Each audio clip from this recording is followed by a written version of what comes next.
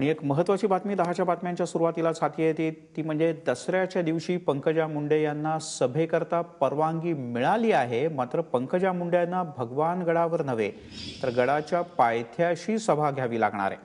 त्यामुळे भगवान गडावर दरवर्षी होणाऱ्या दसरा मेळाव्याची परंपरा खंडित झाल्याचं बोललं जात आहे। पांडुरंग रायकर आपले प्रतिनिधी आपल्यासोबत आहेत। पांडुरंग, काय माहिती आहे याबद्दल आणखी?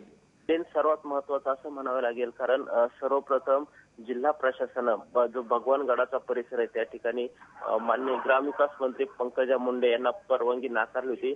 त्यानंतर जिल्हा प्रशासनानं आता पंकजा मुंडे यांना दिलासा दिल्याचं म्हणावं लागेल, कारण भगवान गडाच्या पायथ्याशी भारजवाडी ग्रामपंचायत आणि त्याच ठिकाणी हेलिपॅड उभारण्यात आलेलं आहे आणि त्या भगवान गडाच्या पायथ्याशी हेलिपॅडच्या परिसरामध्ये गट नंबर 22 मध्ये आता पंकजा मुंडे यांच्या राजकीय सभेला किंवा मेळाव्याला परवानगी देण्यात आलेली आहे। मात्र यामुळे आता पूर्वी पारंपरिक पद्धतीने जो गोपीनाथ मुंडे किंवा पंकजा मुंडे यांच्या उपस्थितीत जो दसरा मेळावा होत होता तर ती परंपरा खंडित होण्याची शक्यता आहे आणि त्यामुळे आता भगवानगड कृती समितीचे कार्यकर्ते आणि पंकजा मुंडे यांचे समर्थक मोठ्या प्रमाणात तहसील कार्यालयात जमा झालेला आहे आणि त्यांची आग्रहाची मागणी की भगवान गडातील जो परिसर आहे तर त्याच ठिकाणी जी काही सार्वजनिक बांधकाम विभागाची जागा आहे त्या परिसरामध्ये आम्हाला सभेला परवानगी मिळावी त्यांची आग्रहाची मागणी आहे। या संदर्भामध्ये आता फ्रान्स यांच्याशी चर्चा चालू आहे आणि या संदर्भात फ्रान्स यांनी काही वेळ मागून घेतलेला आहे।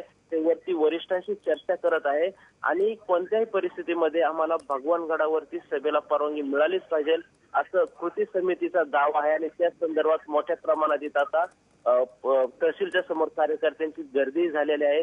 त्यामुळे आता प्रशासनासमोर मोठा पेच निर्माण झालेला आहे की परवानगी द्यायची का नाही गडावर सभेला, ती तुर्तास मात्र गडाच्या पायथ्याशी सभेला परवानगी दिलेली आहे। पांडुरंग रायकर आपले प्रतिनिधी माहिती देत होते। पांडुरंग, तुर्तास धन्यवाद। मात्र परिस्थितीवर लक्ष ठेवून आम्ही तुझ्याकडनं वेळोवेळी ताजी माहिती घेत राहू।